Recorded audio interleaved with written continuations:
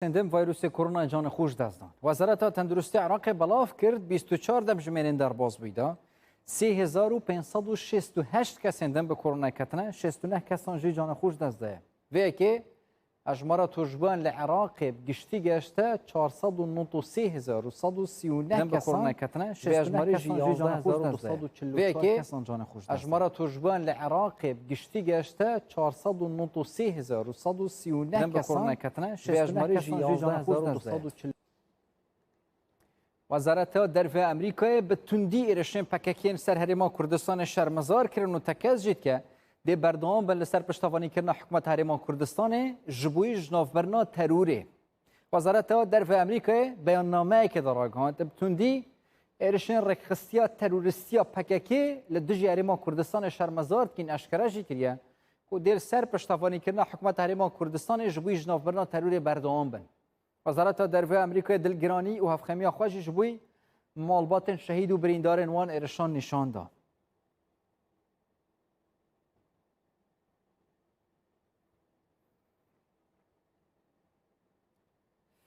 باجاروکی سیدکان سه گوشه سنوریا عراق، ایران و ترکیه جروی اداری و سر به پارێزگا هەولێرێ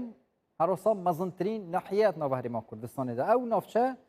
dewa zêdetir ji 30 sala bûye qada şeret nêvbera PKK û dewleta Tirkiye de. Taybet ji ku ma 264 gundan jî 117 gund hatine çûlkirin hebûna PKK jî wê navçeyê bûye sedemeke serekî Tirkiye pîratiya 3 kîlometran derbasî nava axa Herêma Kurdistanê be hetana jî zêdetirî heftê welatiyên sivîl wan navçeyan şehîd bûyne.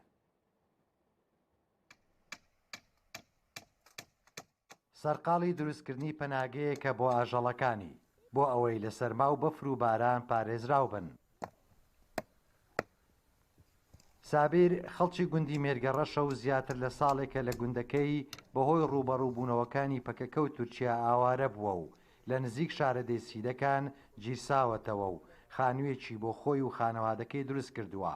ئێستاژ مشوری ئاژەڵەکانی دەخوات. دو سارا ئاوەرە بوویمە لە گوندێ خۆ زەوەڵەهاتی مێرە خەریکی مەڕ و ماراتم و حەویان شت بە خێوەکەم و زەوەڵەهاتیمە لێرە هەش هەر خانی شتین خۆ پێکینازە هەر کوی هەی نەتوانین بچینە گوندە لە بە تۆپ و تەیارە و شتر ئەزەرە لەوەی چۆوە ڕز و باغین هەموو سۆت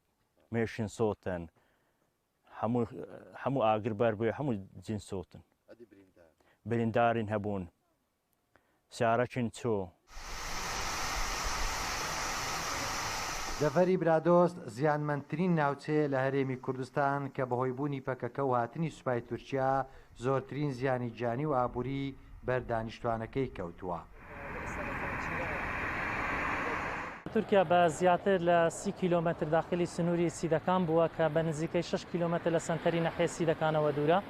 و ژمارەی گوندەکانی نەحەی سیدەکان بریتە لە 264 گوند لە ئێستادا 117 گوند چۆل ماونەتەوە و ژمارە ئەو هاوڵاتیانێک کە لە سەرەتای ساڵی 1984ەوە تاکو ئێستا شەهید و بریندار بوون زیاتر لە 80 هاوڵاتی لە سڤیلی دانیشتوانی نەحێ سیدەکان و خەڵکی تر شەهید و بریندار هەن. ساڵی 2019 تاکو 2020 زیاتر لە 1400 دۆنم لە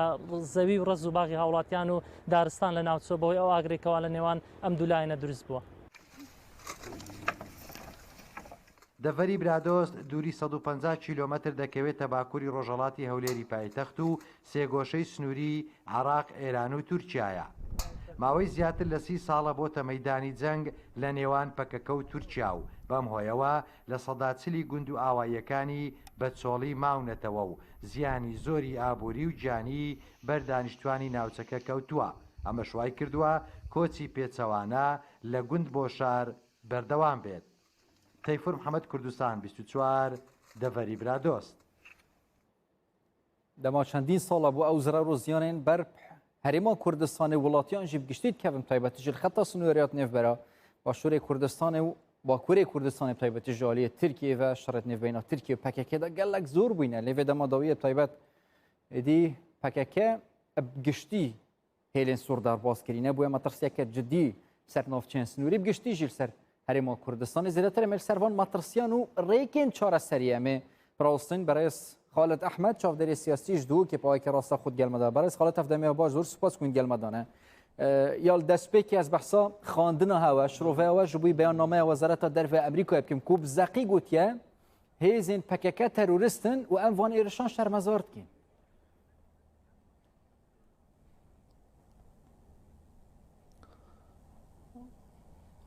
بگومان او بیان وزارت درو امریکا زور یا گرنگه و تایبت الوان وی دمینو کدا چون که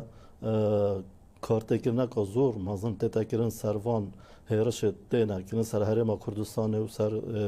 ملت کرد و سر قباره یه هرما کردستانه بو زانین جی کو هر دم او ولایت امریکا گرتی و همی ولایت دیت اوروپی اتحاد اوروپی کد بیژن رکخراوه که پکیکا رکخراوه که تروریستیا هر چنده و کردک و دلسوزک بو کردستان بو ملت کرد منوتن کو بیژن پکیکا تروریستن و پکیکا جی کو پارتکا کردستانیا ل گشتیا وی راده کو همی ولات و برتریا ولات بیژن کو تروریستن بو ما کرد و ملت کرد و کریم کردستان چجورا ناخوازین کو کردک بتا نافکرین و تروریست اف نبدا في مبا ونب ازمان برپرسن هرما كردستان بدا ماكو يعني تبيجن بكاكا تيرورستن طيبتي از بحسب بيان نامه بكم حتى تشرا دادي ببا يعني هل كرنا قولوا باكاسك جبوي هيزن عراقي جبوي تداخلت في مسألة دابكن او بخو ونافشان باريزن افين يعني ما ترسيل سر هاي طيبتي جالي هيزن بكاكي فد في دما داويه دا بگومان کارتکرنا که مازن سر هیا کو جبر هزت عراق هر چند کو تدخل نه کرند و منطقه دا هر وصاج بر ترکیه کو پدر مایت کرنات هرما کردستان دنا کتن کو گلوب سور بو هلتریا ده بیتا اگری و چند کو پیچا که سر هرما کردستان و سر ملت کرد سز بیتن اف هرشت یت درندانه جاليه سروك مسعود بارزاني جيفا شر براكوجي هاتي حرام كرن هيت شويه كي هريما كردستان دز جبوي كشتنا براين خو دز جبوي شر براكوجي نابه همي اواكيل تي حرام كرن ليه اگر بريارك هو صدان هاداين هيزن عراقي درباسي والنافچا بن اون كو پككل هين وكرنا دريج عاليه هريما كردستان و تشتكي اساي يعني نورمال يان جيد في ريغري بين كرن جوان مساله انجي بوك ديتنامن ريجري اللي بتاكرن تدخلات يت العراق ودولة اقليمي بهمي شكلانه تاكرن زور باشه خالدي كو جناب سروك مسعود بارزاني بردوام گوتیا ضغوطات اللي هاتينا كرنو كارتكن سرات كرن كو بيجتن پاكا تيرورستن سركردات يا سياسي گشتي يا هرما كردستان بتايبت جناب سروكي نويا يا بيجتن و نویا بیشت کو پاکی تروستن هر وسا سال 2014 جناب سروکی آشکارایی گوتیا ما برا کوجی ناکین و تانو کجی سرکرداتی سیاسی کردی اف هرشا تن ایدانه کرینا کو چه کارودان دی برانبری و نکرینا اگر هات و کارودان هات نکرن جناب سروکی قیاده سرکرداتی سیاسی کردی و توای و ودبین برجوان دا دشمن دا اف کارت تکرن و اف داخویانت نکرن به فرهیا که باش کو بالانس بهتر گرفتن ناو بینا ما هرما کردستان و ناو بینا پجکی دا کو اف هرشه بین راستاندن کود برجوان دا دشمن آدانت برجوان دا داگیرکر آدانه اف هرشه تنه سر هرما کردستان کو صدا گندت ما هاتینا بردان صدا برجواندیت جوتیارا کریکارا یت دوره هاتینا کرنج کشتلای لای آبوری وجیش لای سیاسی وش لای جواکی وش همی لای و کارتکر نکازور مازن سر هرما کردستان تکرم تایبتی و سر ملت کرد بگشتی تکرن و ام وک هرما کردستان وک سروکاتی هرما کردستان افکاره نفس کا یا برفره یه معاملات گل کن و داخازت کن که بزیترین دم بشكلك سلمي وبشكلك ايجابي اف هرشا بين روستاندنو وليك تجهشتنك هبيت الناف بين ودا چون كابتن برجواندا اف هرشا واف دجمن كاريات برجواندا ولاتت اقليمينا وداگیر كرادانا عراق جيفت برجانديا ويش ده اگر حوصا آلوزي چه بنيان جي عراق جدايا بطيبتيجي از بحثا ما بستا من تركيا و ايرانه طيبتيجي شر يعني پککی انجام بوچون آمد برجواندا همی ولایت اقلیمی دایا چون که اتصالات هشت دال آواره بوینا ام دوی دوردا مدیتیا بردوام کمبونت هر چهار ولایت اقلیمی و دیگر هندک ولایت دی کمبون هاتی نکردن سر آستک برز او کمبونت بو برجواندا کردادا نبوینه او کمبونه هر چنده پیوندیت هر چهار پنج ولاتا زور ندخوش بوینه ناحیات عالیه سیاسیش همی عالیه و لی کمبونت خو بردوام کردن جبو دانانا پیلانا سر ملت کرد و وی قباره های که ام همی شانازی پید بین که اوه ماندیبون و خینا هزاران شهیدانه که اف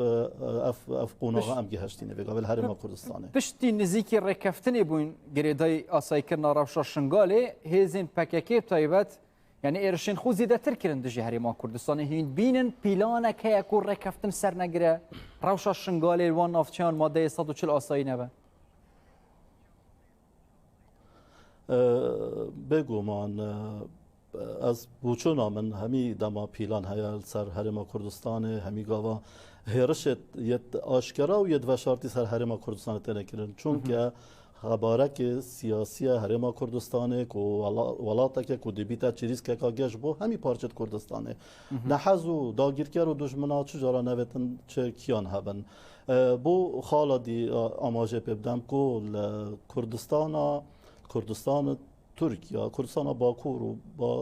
باکور و روشهلات و روش آوا و باشورجی گوراپان سیاسی گوراپان بو دجمنو داگیرکره هلایا لبتنه چالاکیت خو ایناینت هرما کردستانه دا هرما کردستانه وک برایک وک کردک معاملت گل همی لعنت سیاست کتن و هم هر دم جی سیاست هرما کردستان یا سرکرداتی سیاسی هرما کردستان ابتنه لیکت گهشتن ناو بین همی پارتت کردستانی ده هبیتید هر چهار پارچت کردستان ده چون که هر دستپیک و هر دیماهی که ده ضرر مازن گهیت ملت کرد و وان احزابت کردستانی همیا و حالا دجی که هم آماجه بدین هر اکل سنور خو چالاکیت خو انجام دادید سیاسی و اوه ده پتر برجوانده همی پارچه دابن چون که ام همی دیماهی که ده هر ملت کردین و هر ام برایت اکین و جگوان آبین انشاءالله. خالد احمد چافداری سیاسی جدو که پای که راستا خود گلمده بونزور سپاس بوه. آقای که راستا خوب برف هولیری و بچین تایبت و که بریار افروکه ترمی دکتر نجم الدین کریم بگه هولیری افکار ما هوشمند صادق جفروخانه نفدالتی هولیری زاندیاری زیرتر ده هوشمند بریاره کی بجداری ری و رسما یعنی خیرهاتنا ترمی دکتوری بکل نوا هولیری ده و زاندیاری چه نه دلکیری ترمیل دست بکی به وحشاتن گول دیف وصیت ویل هولیری دوفرا لکرکوکی اگر هاتو به آزاد کردن روش آسایبو ببنوین در جوانم کاتت باش من لا فروک خانین دولتی هولێرم ئەوەی لە پشمەوە دەبین ئەگەم وێنەگرەکەم هاوکار بێت ئێستا ئامادەکاریەکان تەواوبوودان بۆی کەوا پێشوازی لە تەرمی دکتۆر نەجمەدین کەریم بکرێت لێرە کە فڕۆکەکەی پاش بڕێ نزیک ساعاتێکی دیکە داببەزێتە ئێرە لێرە بڵێن تەرمەکەی لێرە دا بنرێت ئەوەی کە شوێنی تەرمەکە لێرە دادەنێت دواتریش تاجەگوڵێن لەلایەن بەرپرسانی حکوومەت و بەرپرسانی حزبی و کەسایەتی و بنەماڵەکەش و لێرە تاجەگوڵێن لەسەر دادەنێت ئەوەی پشتەوەش لێرە شوێنیە و بڵێ میوانانەیە کە بەشداری ڕێوڕسمی بڵێن پێشوازی لە تەرمی دکتۆر نەجمەدین کەریم دەکرێت ئەوەی تاوەکو ئێستا هەیە لە سەرۆکایەتی حکوومەتی هەرێمی کوردستان بەشداری بڵێن تاجەگوڵنەکە دەکەن و لە سەرۆکایەتی هەرێمی کوردستان و لە لایەنە سیاسیەکان و بنەماڵەکەشی و لە بڵێن کەسایەتەکانی هەرێمی کوردستان ژێرە تاجەگوڵینە لەسەر تەرمی دکتۆر نەجمەدین کەریم دادەنێت دوای ئەوەی کەوا لێرە تاجە گوڵنەکەدانرا ئەم هۆڵێک تەنیشت من هەیە کە ئامادە کراوە لێرەش وتاری بڵێن لایەنە بەشدار بۆکان لە حکوومەت و لە سەرۆکایەتی هەرێمی کوردستان و لە وتاری بنەماڵەکەش دەبێت ئەوان وتار پێشکەش دەکەن دوایەوەی کەوا لێرە ئەو مەراسیمەی تاجە گوڵینەکە و پێشوازیکردن لە تەرمەکەی تەواو بوو ئەو کاتە بەرەو بڵێن گۆڕستانی هاوینە هەواری پیرمان لەوێ بە خاک دەستپێدرێت کە پێخۆی وەسیەتی کردووە پێشەوەی کۆچی دوایی بکات وەسیەتی کردووەکەوە لە شاری هەولێر لە بە خاک بسپێرێت تاوەکو ئەو کاتێک کەرکووک ئازاد دەکرێت دواتر تەرمەکەی بە یەکجاری بگەڕێتەوە کەرکووک دکتۆر نەجمەدین کەریم سیوێکی ئەم مانگە لە ئەمریکا بەهۆی نەخۆشیەوە کۆچی دوایی کرد دوێنێ شەو سەعات 11 شەو بە کاتی هەرێمی کوردستان تەرمەکەی بەرەو هەرێمی کوردستان بەڕێکراوە چاوەڕێ دەکات چەند خولێکێکی دیگە تەرمەکەی بگاتە ئێرە لێرە پێشوازی لێ بکرێت بۆی کەوا تەرمەکەی بە خاک بسمێن لە ڕسمێکی تاجە گوڵینەوە بە پرۆتۆکۆڵێکی تایبەت لێرە پێشوازی لە تەرمەکەی دەکرێت بە پرسانی حکوومەت و لە سەرۆکایەتی هەرێمیش و لە لایەنە سیاسەکانی لێرە بەشداری ئەو مەراسیمە دەکەن تەرمەکەی لێرە دادەنرێت دکتۆر نەجمەدین کەریم کە پێشتر پارێزگاری کەرکووک و تاوەکو کۆچی دوایی کرد ڕۆڵێکی بەرچاوی هەبوو هەم لە کاتی دانانی ئاڵای کوردستان و هەڵکردنی ئاڵای کوردستان لە شاری کەرکووک دواتر سەرخستنی بڵێن ڕیفراندۆم لە نلێو کەرکووک و پاشانیش ڕووداوەکانی 16 ئۆکتۆبەر ڕۆڵی دکتۆر نەجمەدین کەریم بەرز نەخێنراوەکو یەکێک لە کەسایەتە سیاسیەکان لەبارەی پرسە نیشتیمانیەکان هاوکات جگەلەوەی کەوا بڵێن لایەنە سیاسیەکان و لە سەرۆکایەتی حکوومەت و سەرۆکایەتی هەرێمیش ژمارەیەک هاوڵاتی لە شارەکانی دیکە لە کەرکووک لە زاخۆ لە دۆهۆک لە هەولێر و لە هەڵابجەشەوە یان لە سلێمانیشەوە ژمارەیەک هەوڵاتی هاتوون بۆ پێشوازی ئەوەی کەوا پێشوازی لە تەرمی دکتۆر نەجمەدین کەریم کەن منەمە زانیاریەکان و پاشکەمێکی دیکە کە تەرمەکەی گەشت و دواتریش ڕێوڕسمی پێشوازیکردنی تەرمەکەتان بۆ دەگوازینەوە دەما گەشتنە تەرم و پێشوازیکردن ژالیە تایبەتیژی کەساتین بەرپرس و ئالیان حکومیت ناوە هەرێما کوردستانێدا ئەمەوی دەمی دیسان بەگەڕنەمە جەمەوە میزان یاریان شوارگیر نافکارێمە وەشمان صادق وای کە ڕاستەخۆ زۆر سوپاس ئیرێدای ڕەوشە ڕۆپڕۆبوونا کۆرۆنایە ژناوچەیە دوورکەوین بەرەخوادین ئەوروپا تایبەتیژی بەحسا سویدێ بکەین وی دەمیدا کە چ بڕیارێن نوتێن دەرخستن ji بووی زێدەتر کێمکردنا توشبوون bi vîrusa koronayê hevkara me aware hewramî pakê rastexûdê Stockholmê zaniyariyên zêdetir bide wara aware ev demê te baş behsa hind welatan bikim bergirî tûntir kirîne heta hind welatan jî qedexiya derketina derve ji ragihandiye ez behsa Swîdê bikim biryarên nê çi rêdane amarên herî dawiyên rûpirobûna koronayê çi hatin behs kirin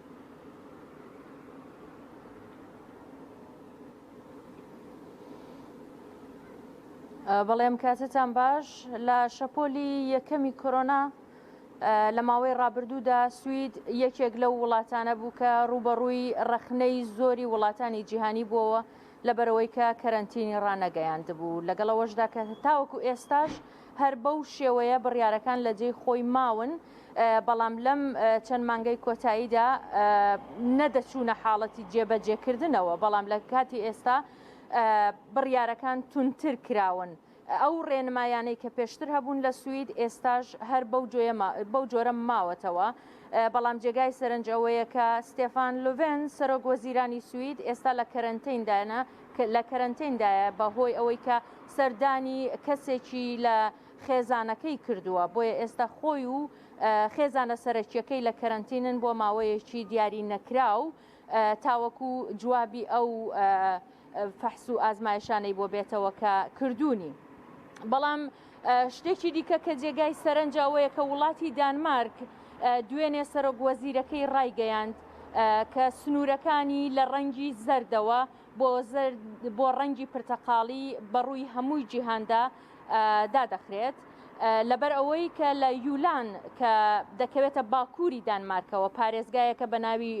یولان لە دوورگەیەکدایە لەوێ گیاندارێک ئاژەڵێک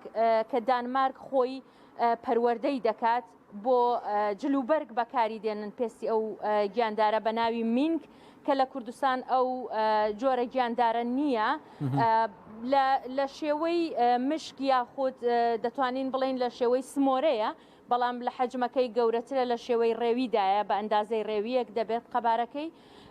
دەرکەوتووە پزیشکەکانی دانمارکی ئەوەیان سەلماندووە کە ئەو گیاندارە لە ڕێگای مرۆڤەوە ڤایرۆسەکەی وەرگرتووە و ئەگەر مرۆڤ لە ڕێگای گیاندارەکەەوە جارێکی دیکە ئەو ڤایرۆسە وەربگرێتەوە ئەوە لەو کۆرۆنایی کە لە بڵین جاری ڕابردوو هاتەبوو زیاتر خەتەرناکتر دەبێەوە ئەگەری ئەوەی هەیەکە ئەو کەسەی کە لەو گیاندارەوە توش دەبێت نەتوانێت درێژە بە ژیان بدات بۆیە نەتەنها بەڕووی جیهان بەڵکو ئەو پارێزگایی کە لە باکووری دانمارکە تەنانەت بەڕووی هەموو شار و پارێزگاکانی دیکەی دانمارکیشدا ڕێگاکانی داخراوەوە تەنانەت لە ناو خۆی ئەو پارێزگایش خەڵکەکە ناتوانن هاتوچۆی یەکتر بکەن بۆیە بە شێوەیەکی گشتی دەتوانین بڵێن کەرەنتین لەو باکووری دانمارک زۆر بەتوندی لە بەرچاو گیراوە ئەو گیاندارە نەتەنها لە دانمارک بەڵکو لە سەر تاسەری ئوروپا لە باکووری ئوروپا لە شوێنە ساردەکان هەیە هەر پێش ئەوەی کە پێش ئەم هەواڵی ئێمە لە یەکێک لە گەورەترین ڕۆژنامەکانی سویدیش ئەوە بڵاو کرایەوە کە ئەو گیاندارە لە باکووری سویدیش هەیە بۆیە حکوومەتی سوید و بەشی تەندروستی سوید ئەگەری ئەوە هەیە کە بە نزیکترین کات بڕیاری ئەوە بدەن کە ڕێگاکان بۆ باکووری سویدیش قەدەغە بکرێ و حکوومەتی سوید و دانمارک بڕیاری ئەوەیان داوە بە تایبەتی دانمارک کە ئەو گیاندارە لەگەڵ ئەوەی کە خۆیان پەروەردەی ئەکەن و ئابووری ئەو وڵاتە بەشێکی لە ڕێگای ئەو گیاندارەوەیە بەڵام بڕیاریان داوە کە هەموو ئەو گیاندارە لەبین ببرێت. ji Stockholm hevkara me aware hewramî Pakê Rastaxo Wezaneridan zor spas bû.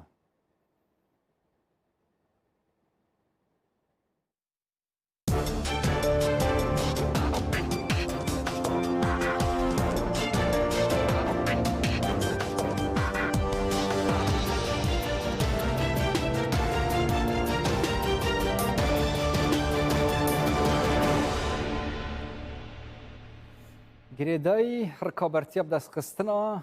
serokatiya Emerîkayê û beref koşkasbî vê carê kandîdê Demokratan Joe Biden pêngaveke din ji bi destxistina wîlayeta Georgia nêzik be û li pêşiya Trump ketiye. Medyayên Emerîkî jî belavkirîne dengên Joe Biden li wîlayeta Georgia ji dengên